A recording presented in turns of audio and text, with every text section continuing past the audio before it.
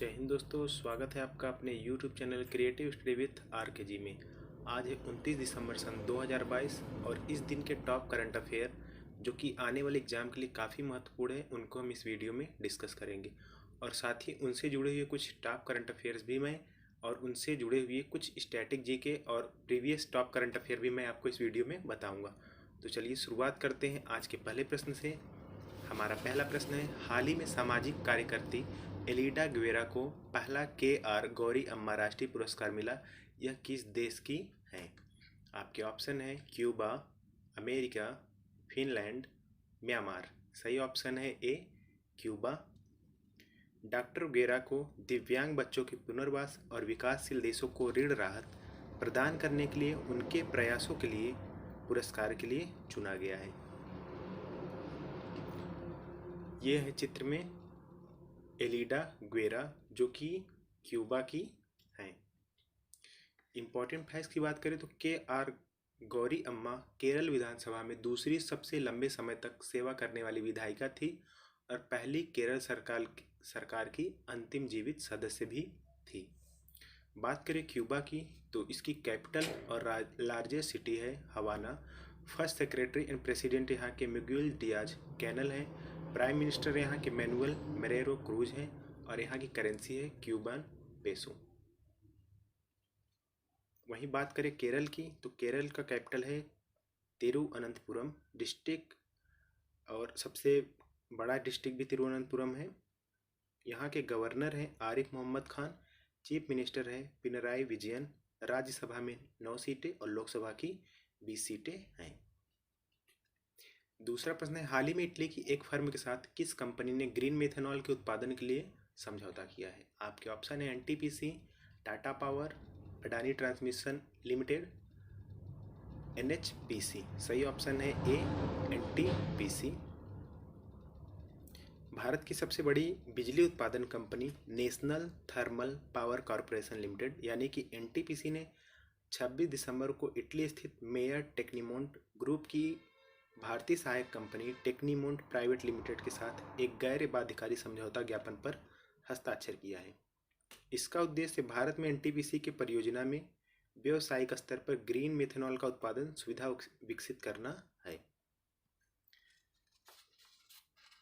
बात करें important facts की तो national thermal power corporation limited NTPC का पूरा नाम है और इसकी स्थापना 7 नवंबर 1975 को हुआ था। हेडक्वार्टर की बात करें तो New Delhi, owner government of India है और यहाँ के चेयरमैन और MD गुरदीप सिंह है। और बात करें इटली की तो लार्जेस्ट सिटी और कैपिटल रोम है। प्रेसिडेंट यहाँ के सर्जियो मैट्रेला है। प्राइम मिनिस्टर जॉर्जियो मेलोनी है और यहाँ की करेंसी है यूरो। NTPC के मध्य प्रदेश के सिंगरौली जिले में Vindhyachal thermal power station 4760 megawatt की स्थापित क्षमता के साथ वर्तमान में भारत में सबसे अधिक बड़ा थर्मल पावर प्लांट है। अगला प्रश्न है, हाल ही में किसके द्वारा forks in the road my days at RBI and beyond पुस्तक लिखी गई है? आपके ऑप्शन है VY रेड्डी, विमल जलान, C रंगराजन, अमिताभ घोष। सही ऑप्शन है C यानी कि C रंगराजन। इनके द्वारा एक पुस्तक लिखी गई है। C रंगराजन ने force in the road my age it RBI and beyond नामक एक पुस्तक लिखी है। इसे पेंगुइन बिजनेस ग्रुप द्वारा प्रकाशित किया गया है।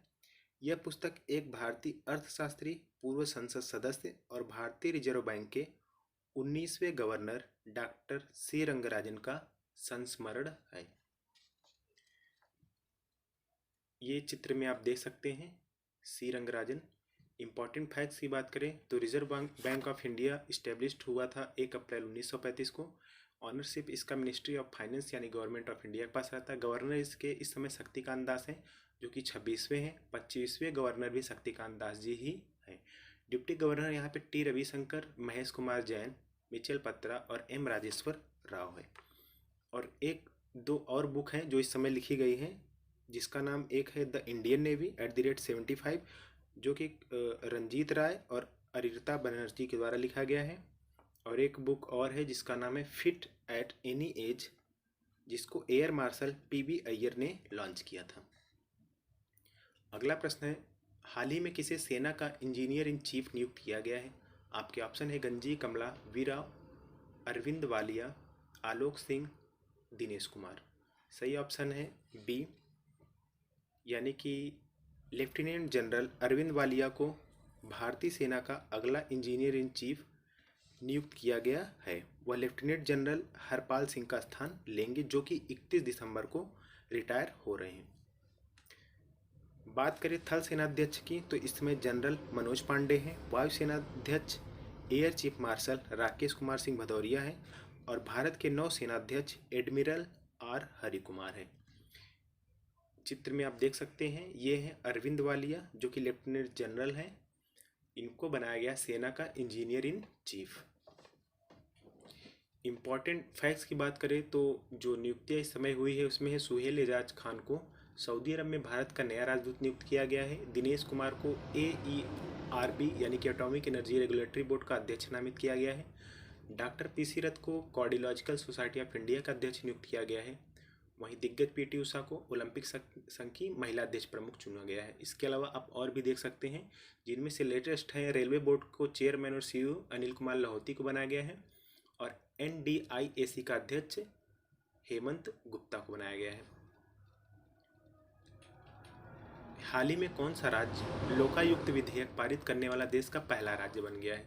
आपके ऑप्शन है उत्तर प्रदेश, महाराष्ट्र, उड़ीसा, राजस्थान। सही ऑप्शन है बी, यानी कि महाराष्ट्र। महाराष्ट्र विधानसभा ने 28 दिसंबर को लोकायुक्त विधेयक 2022 पारित किया, जो मुख्यमंत्री और मंत्रिपरिषद को भ्रष्टाचार विरोधी लोकपाल के दायरे में लाता है।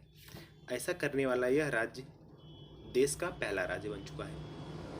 इम्पॉर्टेंट फैक्ट्स की बात करें तो महाराष्ट्र के मुख्यमंत्री एकनाथ शिंदे हैं, महाराष्ट्र के राज्यपाल भगत सिंह कोश्यारी और महाराष्ट्र की राजधानी मुंबई है। विधेयक के प्रावधान के अनुसार मुख्यमंत्री के खिलाफ कोई भी जांच शुरू करने से पहले लोकायुक्त को विधानसभा की मंजूरी लेनी होगी। इस तरह के प्रस्ताव के लिए महाराष्ट्र विधानसभा के कुल सदस्यों के कम से कम 2/3 सदस्यों के अनुमोदन की आवश्यकता होगी। हमारा अगला प्रश्न है, हाल ही में किस राज्य में पहला अंतर्राष्ट्रीय तट महोत्सव मनाया गया? आपके ऑप्शन है केरल, तमिलनाडु, गुजरात, गोवा। सही ऑप्शन है केरल, यानी कि केरल के सुदूर उत्तर में स्पाइस कोस्ट, जिसे उत्तर मालाबार के रूप में जाना जाता है, 24 दिसंबर से असंख्य रंगों और बेकल इंटरनेशनल बीच फेस्टिवल का आयोजन कर रहा है। बीच फेस्टिवल में 1000 से अधिक अंतर्राष्ट्रीय, राष्ट्रीय और स्थानीय कलाकारों ने परफॉर्म किया।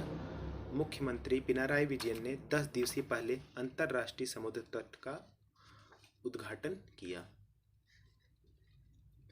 इम्पॉर्टेंट फैक्ट्स की बात करें तो कैपिटल यहाँ के तिरुवनंतपुरम, गवर्नर आरिफ मोहम्मद खान और चीफ मिनिस्टर पिनराई विजयन है। अगला प्रश्न है, हाल ही में भारतीय विज्ञान संस्थान और किस कंपनी ने प्रोजेक्ट वाड़ी शुरू करने का निर्णय लिया है? आपके ऑप्शन है Google, Facebook, Amazon, none of the above. सही ऑप्शन है ए, गूगल। प्रोजेक्ट वाड़ी को भारतीय विज्ञान संस्थान यानी कि IICS और गूगल द्वारा संयुक्त रूप से लागू किया जाएगा, ताकि आर्टिफिशियल इंटेलिजेंस आधारित भाषा मॉडल के निर्माण के लिए पूरे भारत से भाषा डेटा एकत्र किया जा सके, जो विविध भारतीय भाषाओं को समझ सके। गूगल की बात करें तो इसकी पेरेंट कंपनी है अल्फ़ाबेट इनकॉर्पोरेशन, फॉर्मरली इसको गूगल इनकॉर्पोरेशन के नाम से जाना जाता है। इसकी स्थापना 4 सितंबर 1998 को हुआ था। इसके फाउंडर्स थे लैरी पेज और सर्जे ब्रिन। हेडक्वार्टर्स इसका कैलिफोर्निया US में है और इस समय इसके CEO सुंदर पिचाई हैं। हमारा अगला प्रश्न है, हाल ही में किसे अटल अन्वेषी शिखर सम्मान से सम्मानित किया जाएगा? ऑप्शन है सुदर्शन चक्रवर्ती, नीरज कुमार, प्रभुचंद्र मिश्रा, इनमें से कोई नहीं। सही ऑप्शन है सी, प्रभुचंद्र मिश्रा। प्रभुचंद्र मिश्रा को विज्ञान और अनुसंधान के क्षेत्र में उनकी उत्कृष्टता के लिए अटल अन्वेषी शिखर सम्मान से सम्मानित किया गया। ये अटल सम्मान समारोह का 9वां पुरस्कार है, जिसे नई दिल्ली के विज्ञान भवन में दिया जाएगा।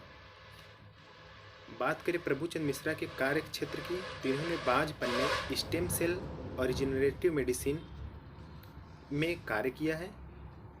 यह international association of stem cell and regenerative medicine के अध्यक्ष हैं। इन्होंने स्टेम सेल पर एक किताब भी लिखी जिसे stem cell and regenerative medicine in infertility कहा जाता है। आज का वीडियो यहीं समाप्त होता है। पूरा वीडियो देखने के लिए बहुत बहुत आपका धन्यवाद।